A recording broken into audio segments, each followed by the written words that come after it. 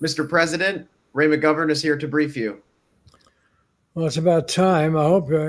Look, Ray, I know you're a veteran. I know you got a lot of information, but this is the week I need to hear some good news. I mean, I'm being banged around everywhere after that debate. And, you know, tell me what's the bright spot here?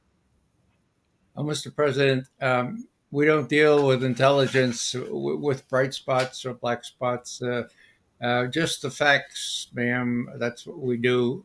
So let me just bring you up to date on some of the reaction to some of the things you said in the debate because they have foreign implications. When you said that Putin was not going to stop with Ukraine, that he'd go on to Poland and the Baltic states, and that was clear. There was a lot of second guessing about that on the part of our allies and others who are familiar with what has been revealed since the Ukrainian negotiators and the Russian negotiators came to a deal in Istanbul in March and April of 2022. And I just thought that for your background, I ought to bring you up to speed if you've forgotten exactly how that played out. But what happened was the invasion, of course, was on the 24th of February. The Russians made it very clear that they like to talk about this, like to talk about it, and the Ukrainians, well, they wanted to test the Russians, and so they said, yeah, and they named their chief negotiator, David Arachamia, on the 28th of February. So 4 days after the invasion, he went up to Belarus, did some negotiating, and came to a final settlement there, initialed the final settlement in Istanbul. And the deal was simply the Ukrainians would forswear any attempt to become a member of NATO, and the Russians would say, "All right, we will give you guarantees we'll arrange guarantees for your security from us. We won't object to your joining the EU, and we'll stop the fighting." That was agreed to at the end of March 2022. And what happened, in a word, was that Boris Johnson came in from the UK, and no doubt in coordination with people like Tony Blinken, and said, no, we won't have any of that. Now, the important thing here, Mr. President, is that this is not me saying this. Arachamia, the negotiator, spilled the beans to the Kiev Post last year. Just want to give you a taste for what he said. The report in the Kiev Post was titled, Russia offered to end the war in 2022 if Ukraine scrapped its NATO ambitions. Now, this is the Kiev Post. And here's Arachamia saying that he confirmed this later. He said, look, for the Russians, neutrality was the thing, the biggest thing. They were ready to declare themselves neutral like Finland during World War II. And they made a commitment that we made a commitment that we wouldn't join NATO. That was the key point. Next paragraph. And this is again the chief Ukrainian negotiator speaking to the Kiev Post. While negotiations continued in Istanbul, former UK Prime Minister Boris Johnson unexpectedly arrived in Kiev on April 9th and said that Ukraine shouldn't sign anything at all with them, and let's just fight, says Johnson. Now, I think we have a little photo of Johnson waltzing around there with Zelensky on April 9th, the day he arrived unexpectedly in Kiev. Could you show that, Max? Yeah, there they are, Johnson and Kiev and Zelensky, and they're kind of showing the flag, and that Johnson had just given Zelensky orders not to follow through on that agreement that had already been signed. Now, those who were following this earlier, as my colleagues were, knew that Ukrainska Pravda had this story a year and a half before. So in May 2022, They had the whole story about Boris Johnson coming there and putting the kibosh on this agreement. You could take that photo away now if you would. So the question really becomes, uh, where does this information come from that the Russians are determined not only to take over all of Ukraine, and we know they stopped in April of 2022, and all of Ukraine, and then all Poland and the Baltic states and Hungary, and people are saying, quite frankly, Mr. President, they're reminded of the WMD escapade where Saddam Hussein was going to do mushroom clouds over. Where they're saying, where's the evidence that Putin really intended to do this? Now, I have just one more thing to add here, and that is that we know some of the people who have been running Russian analysis at the CIA and then at other think tanks and so forth. One is Fiona Hill.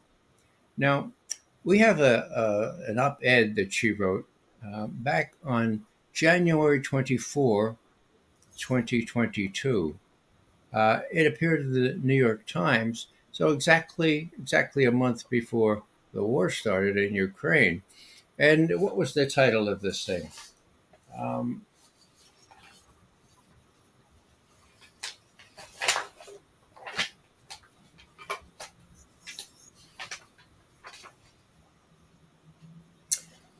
it was a guest essay, and the title was Putin has the U.S. right where he wants. And this is a gist.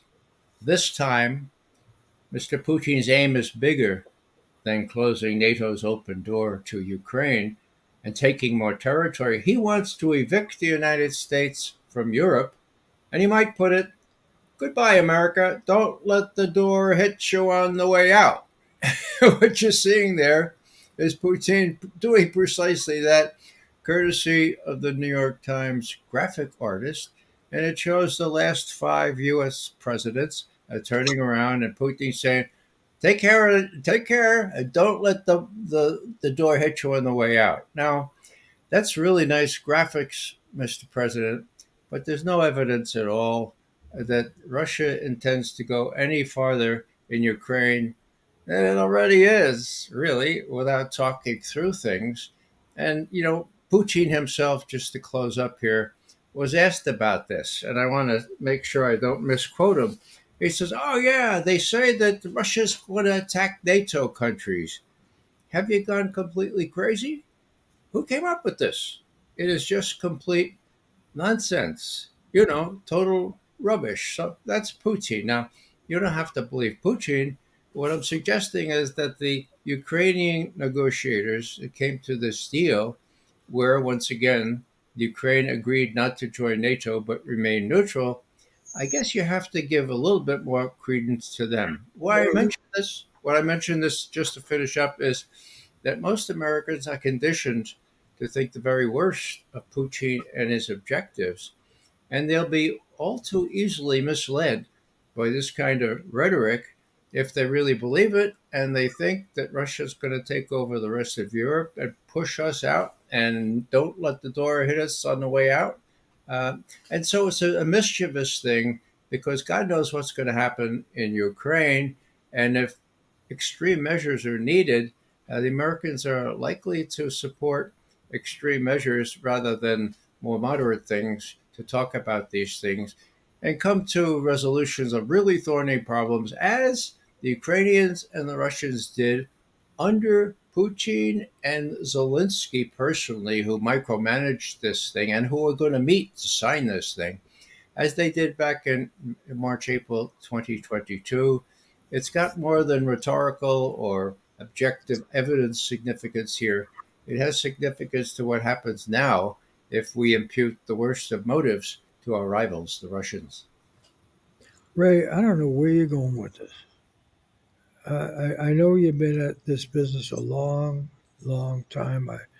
I'm aware of your career.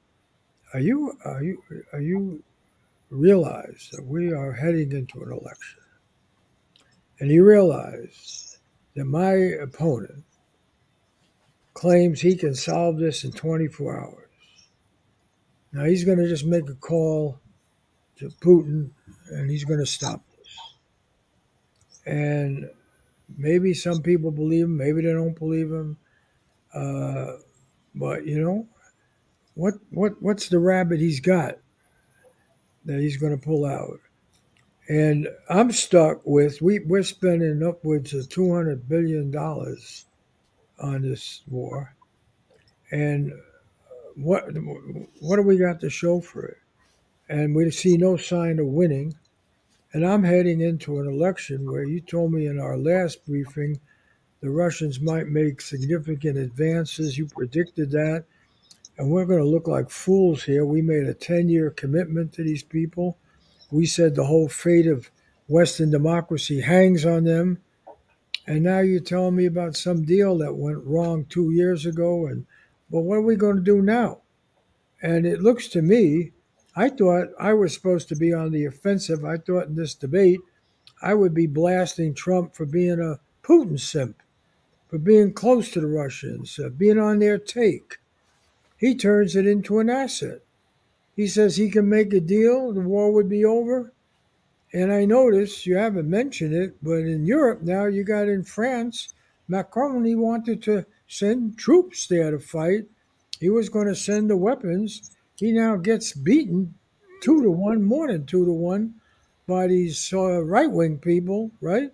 And they say no French troops would go to Ukraine, and no French missiles would go. So our alliance is coming apart.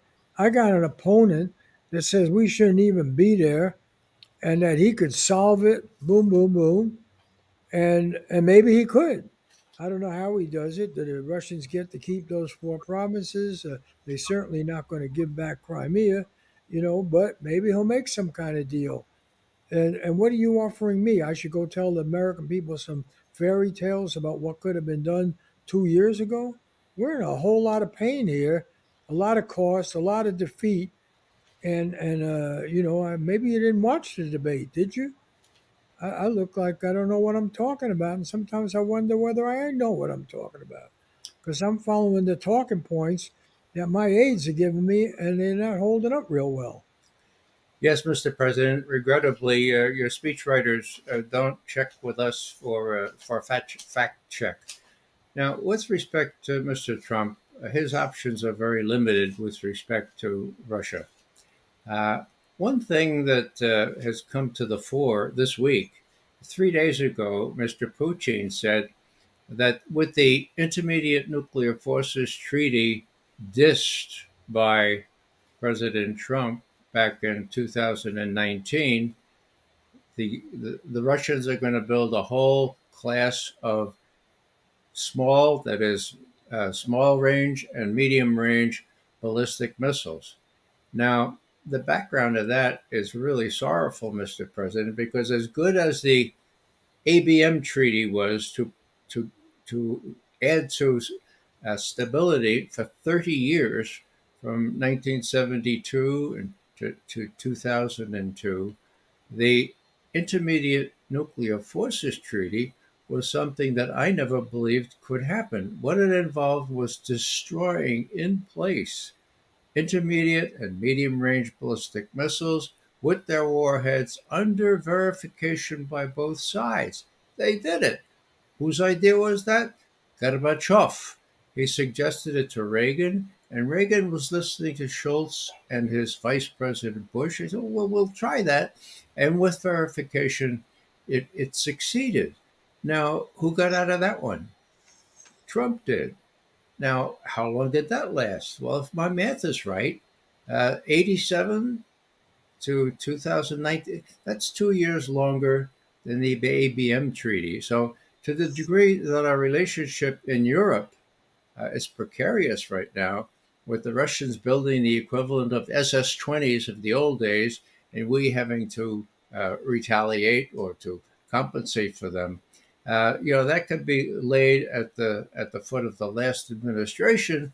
Not that we're in the blame game, but that's what happened, and it really bears close scrutiny when people claim that they can resolve a thorny issue like Ukraine even before they're sworn in.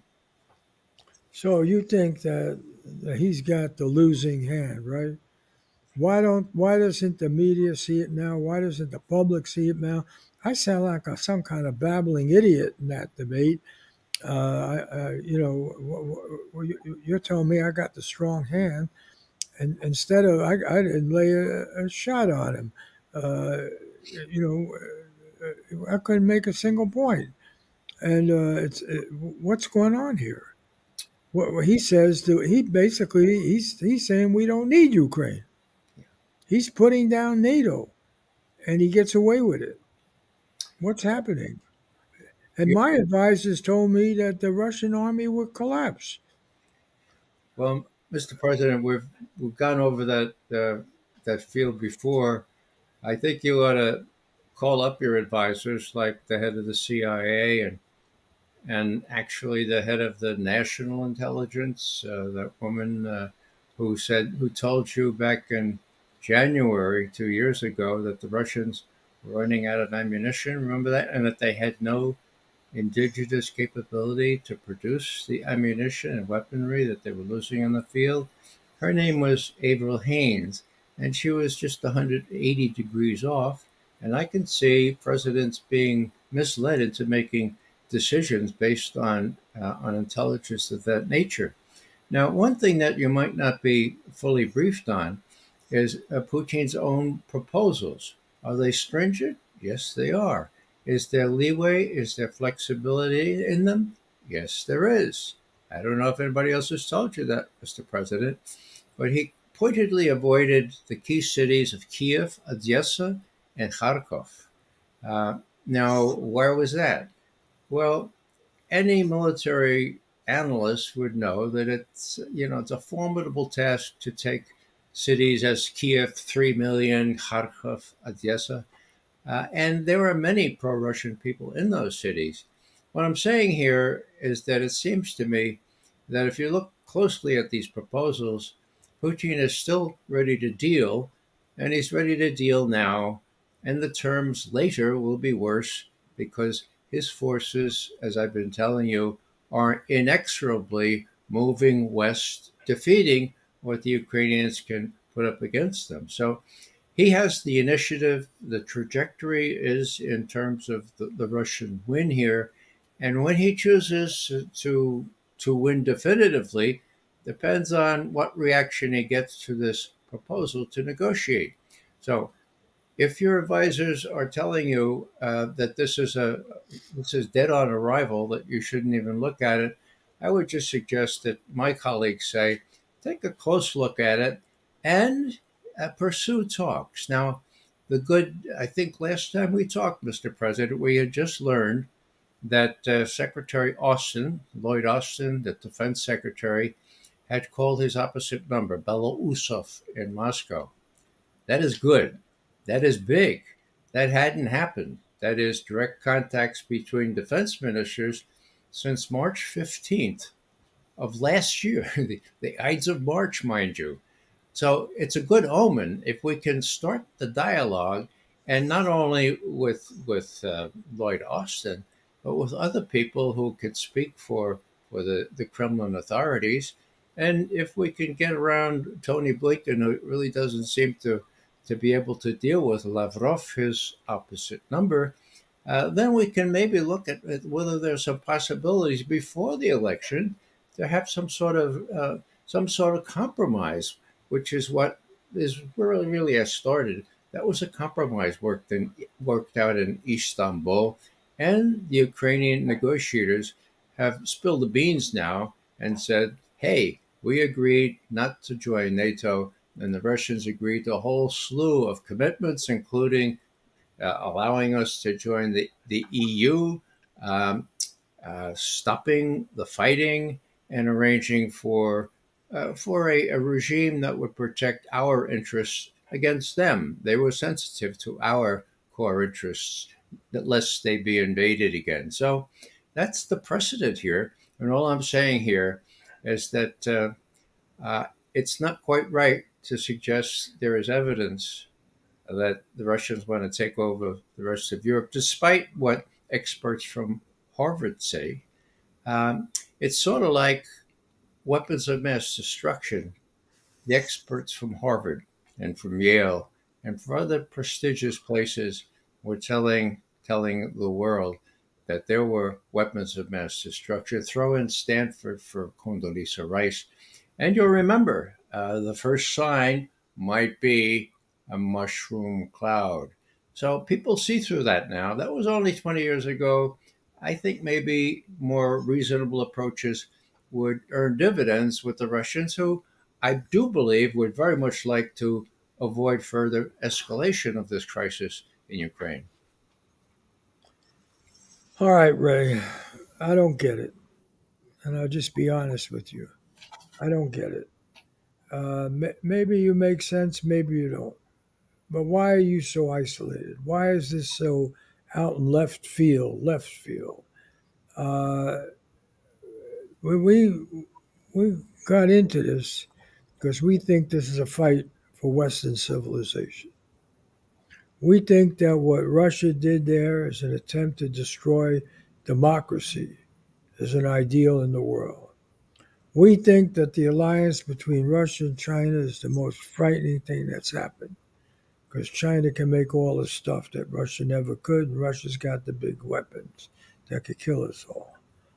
And you keep telling me week after week that I shouldn't listen to my advisors who got one thing right. We are protecting the world order. You know, we compromise here, we lose, and it's what is it? This multipolar world that they're talking about is there's no order, and our country comes out the big loser.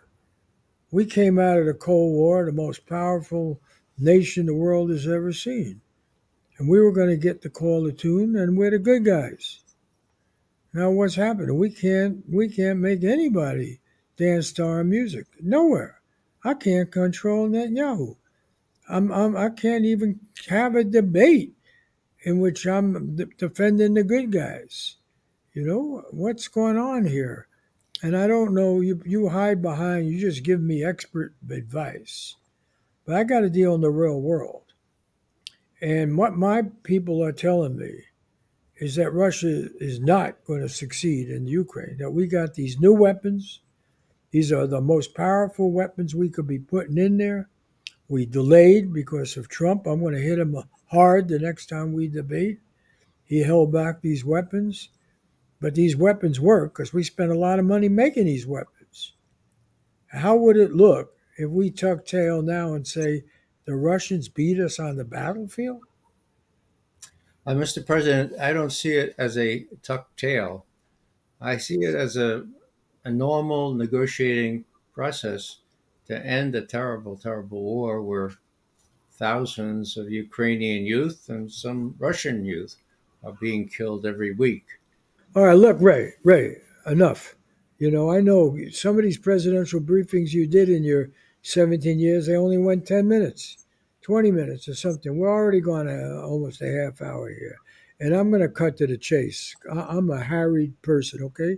And treat me with some respect. Aside from that, I'm the president. I got to survive here or the country doesn't survive. I don't think that's nutty on my part.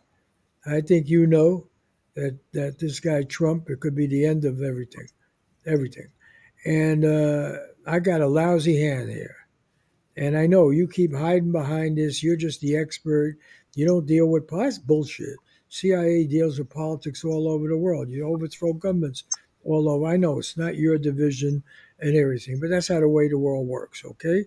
And now what I get from you, we haven't even talked today about Israel. Now, I mean, Netanyahu is coming here in a few weeks, and he's going to tear me a new one, you know, and everybody knows he actually would prefer Trump. And you got the right wing here. They all think for biblical reasons and everything else, they got to have a hard line on Israel because otherwise you don't get the second coming and everything. It's all nutty here, okay? But I got to win an election, Ray, and I'm going to talk to you straight here now. I want to tell you. You tell me all this long history here. We've spent, and you know it now, a couple of $100 billion on this war. We've staked our reputation. We've said this is a fight for civilization. And I don't hear from, so we go for some lame agreement now with Russia. What? Zelensky's going to attack me?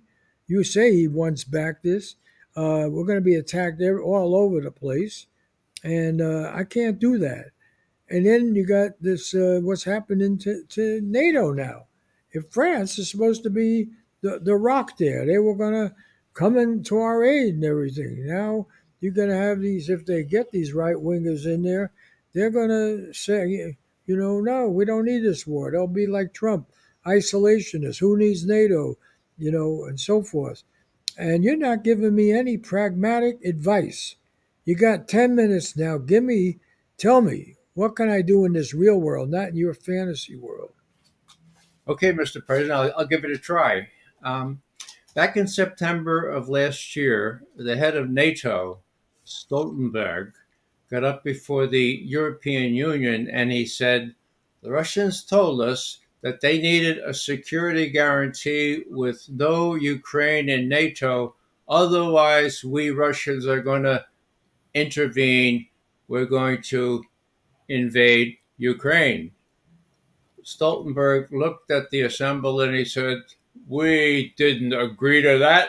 And he invaded Ukraine as if he were proud of that. Okay. What's my point? My point is that the Russians, sine qua non, okay, the thing that they will always hang on to is no Ukraine in NATO. And so you're preparing, or your people are preparing for the NATO summit in Washington on the 9th, I believe it is. What's going to be the decision there? You can do something a little bit more conciliatory, or you can try to get people, including the French and the Hungarians and the Slovakians and the Slovenians and the people who are sort of frittering away, think this is not a really good idea, including some of the Germans, or you can kind of fashion some sort of sensible response to what Putin has put on the table. That would be my suggestion with respect to what the Russians have out there. I don't think Putin wants to go very far into Ukraine. I think he'd be satisfied with what he has, okay? So it's a stretch for anybody to believe. And so I got to accept that he grabs 4 provinces of Ukraine, their industrial heartland, and that he holds on to Crimea. And then what? And then can you imagine what Trump's going to do with me about that? I can't bring up that he's a buddy of Putin. He's going to tell me I gave Putin everything he wants. And let me tell you something else, Ray. This is the whole problem. The CIA, you got very good at selling us a bill of goods all the time. Overthrow this one, invade there, go here and do that. It almost never works. I can't think of whenever it worked. Even when you manage to overthrow somebody, you get somebody worse there. I just read a whole thing and somebody showed me Foreign Affairs, how you guys overthrew Lumumba down there in the Congo. And the guy, all he believed in was non-alliance. He wasn't some kind of commie, and he was at least honest or something. And then the Congo has been a big mess ever since. And, this was the way Africa could have gone more responsibly. No. So you guys are good at making mischief. I'm stuck with a hand here where I got to be reasonable to all these peace people in the Democratic Party, all these people that are afraid we're wasting a lot of money, getting a lot of people killed.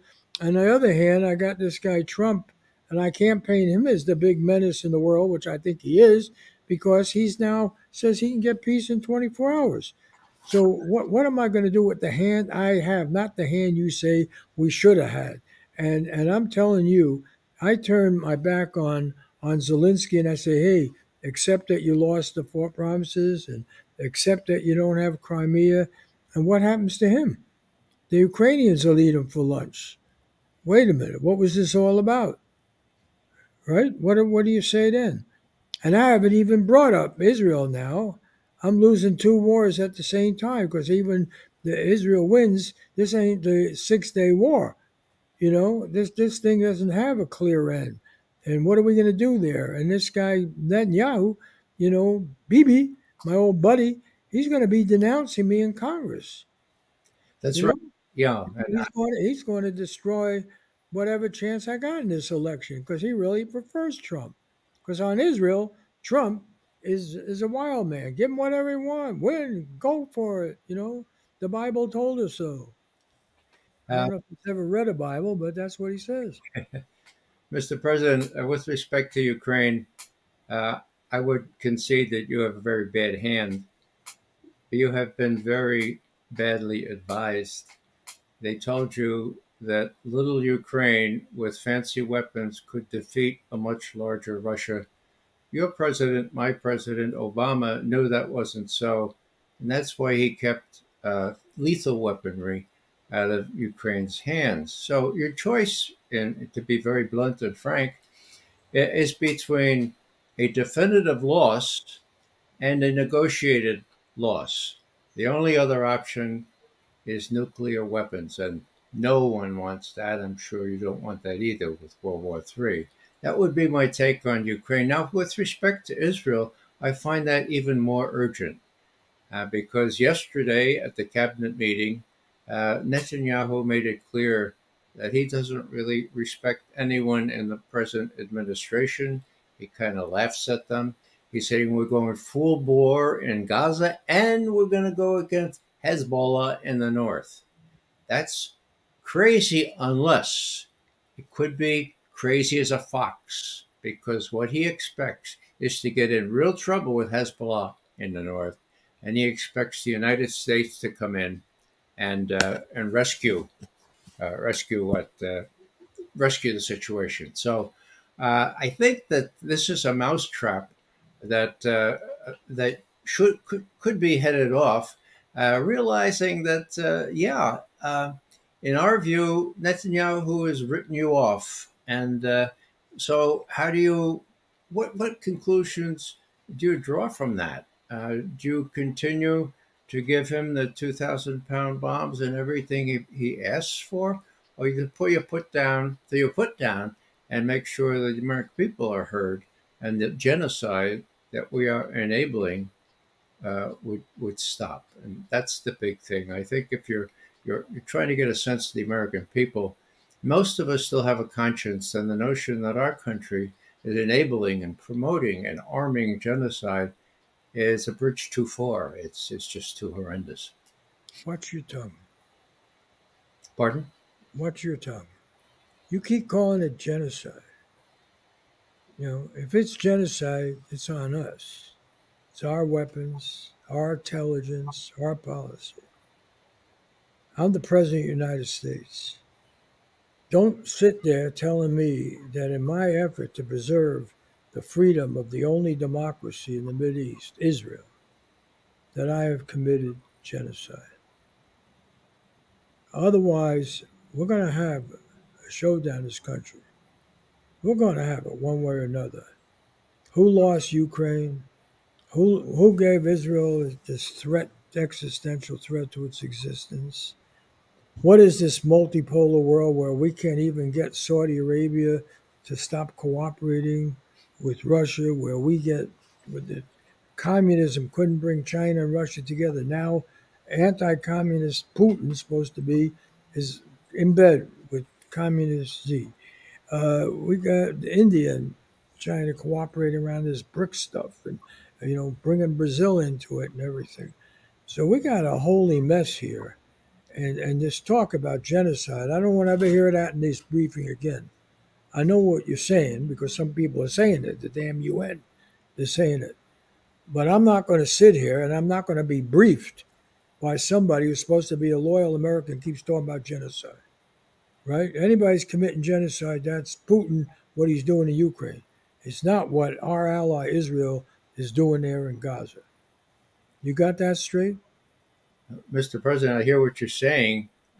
Again, we intelligence people are sort of hidebound to the facts, and the facts are that even the International Court of Justice has ruled that genocide is going on in Gaza, that people are being killed. I think the latest figures are 37 It's 37,000, most of whom are children. And the Congress of the United States has voted not to allow the figures that are counted up day by day by the health authorities in Gaza to be accepted as real.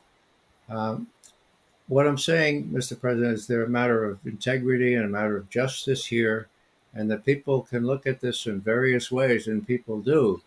But people have been there, as I have in the West Bank and Israel, can attest to the fact that it is an apartheid regime, and without our support, it would not have been able to do the kinds of things that it does. That seems to me to be factual.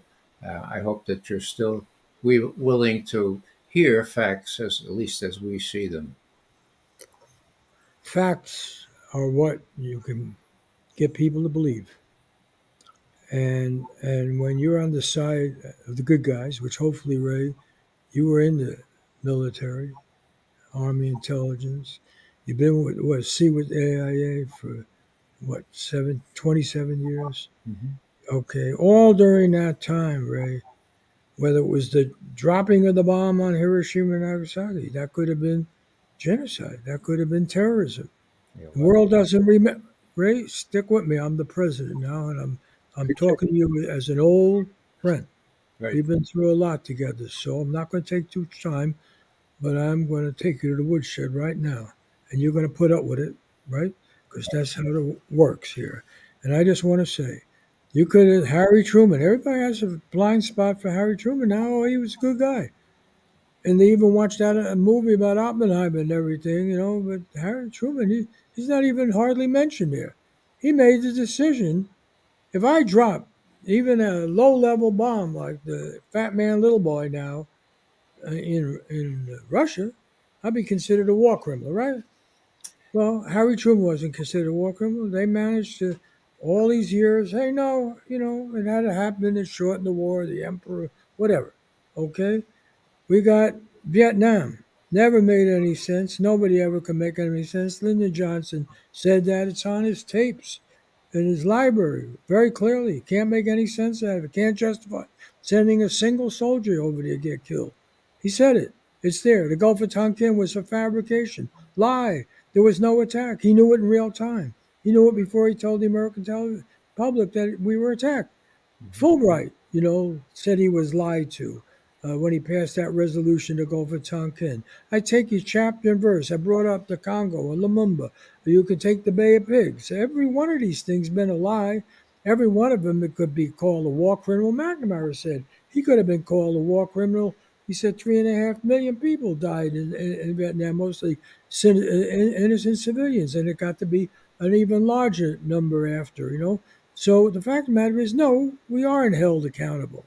It's a good thing too, because you hold us accountable, you're holding democracy accountable. You're holding the free world accountable. So, the fact of the matter is, winners are not held accountable.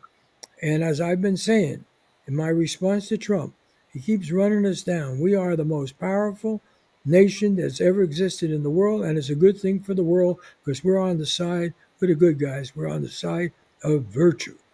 And if you don't understand that and you can't accept that, don't come back next week and brief me, because that's not the role of the CIA. I go along with you killing a lot of people around the world. Yeah, not your division. Yeah, the other side of the building. But they overthrow governments. They get us into one mess after another. Then I got to get elected. I got to convince the American people that doing all that mischief out there, that dangerous stuff, including torture and everything else, that's all makes sense. It somehow has to be done. And I sit here with you week after week, trying to get you to give me some arguments to make our system, our position, sound reasonable, and you don't come up with anything. Which side are you on? Are you for Trump? Mr. President, with respect to our being the most powerful country in the world, I notice you adverted to that 3 times in your debate with Trump. Um, I hate to be the bearer of bad news, but we ain't that anymore. Uh, Russia and China, 2 against 1. North Korea, you could say 2.5 against 1. The era is over. The post-war era is over. We are just one of many. And although many people reject the multipolar world, it is a multipolar world now. Now, with respect to war crimes, you may recall that our Defense Secretary McNamara, who worked for an Air Force general named LeMay, the way they incinerated Japanese cities with far more casualties than the atom bombs, okay? McNamara turned to LeMay at one point and said, you know, if we don't win this, we're war criminals right now, but we're going to win. So that's in the back of people's mind. And when you win, well, you could still be a war criminal, it seems to me.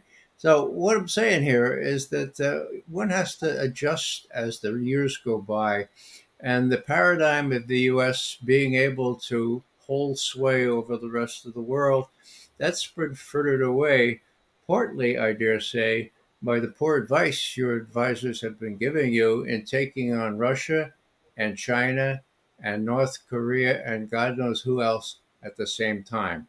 Didn't make any sense, but that's what you're living with now. And all I can say is that this paradigm of the U.S. being able to dominate the rest of the world, the exceptional, you have quoted Madeleine Albright, the indispensable country in the world. Well, you know, Madeleine Albright said, well, 500,000 Iraqi children dead because of our sanctions? Well, that's worth it. Well, there are a lot of Americans that don't agree with that approach, and I happen to be one of them. That's a personal opinion. All I'm saying is that the reality is such that the world has changed. And even though it's nice rhetoric to say we are the most powerful country in the world, that's no longer the case. And the implications of that are that we have to deal. We have to deal on Ukraine. We have to put Benjamin Netanyahu in his place while we still have time before he draws us into an open war against Hezbollah and maybe Iran. We have that power, but we have to use it judiciously, in my view. And you need some real good advisors to guide you in that way. Final thought here. At the end of Vietnam, as you know, you will remember when President Johnson was misled by General Westmoreland, the commander out that way. Westmoreland was saying, look, we got this, we got it made. All we need is 206,000 more troops, and then we'll go into Cambodia, up through North Vietnam. Maybe we'll go up to the Chinese border. You, that is, your predecessor, Lyndon Johnson, said, I was prepared to give Westy those troops. When what happened? When all hell broke loose, the communists who had been underestimated in their strength by the U.S. Army came through. The Tet Offensive in late January, early February 1968 did irreparable damage to Johnson. And when he convened his circle of wise men, in those days there were no wise women, I guess. Anyhow, he had people like Clifford and the others, and he got, what's going on here? And they said, well, Mr. President, you've been lied to. Okay. And what did he do? He said, damn, okay, I'm going to stop the bombing. I'm going to go to negotiations. And on March 31st, 1968, he got on the TV and said, I'm not going to run again. I've had it as being president. So I'm not suggesting this is anything other than a historical parallel here. You've been lied to. You've been ill-advised. We're not going to win in Ukraine.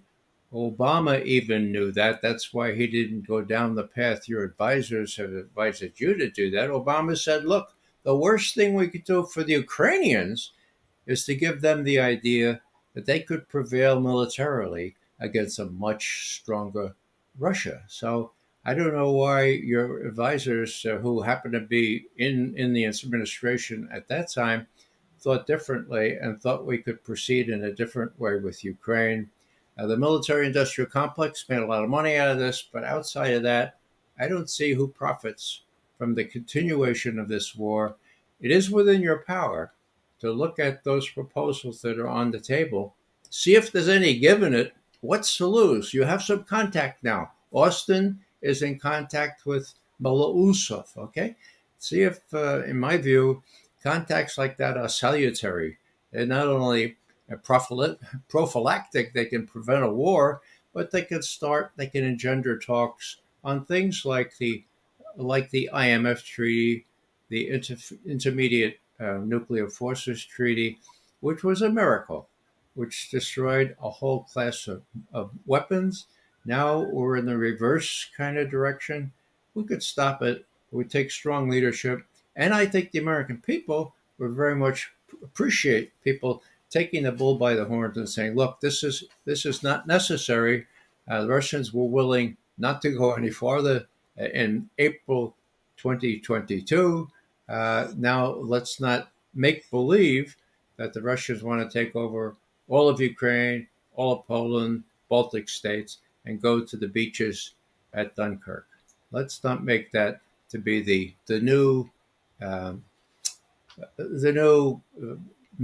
weapons of mass destruction justification for a wider war, and this war would dwarf what happened in Iraq in significance. So, pardon me for expressing these views, but since you raised these issues, I thought that you deserve the best response that I can muster based on conversations with the people I respect back home at the agency. Ray,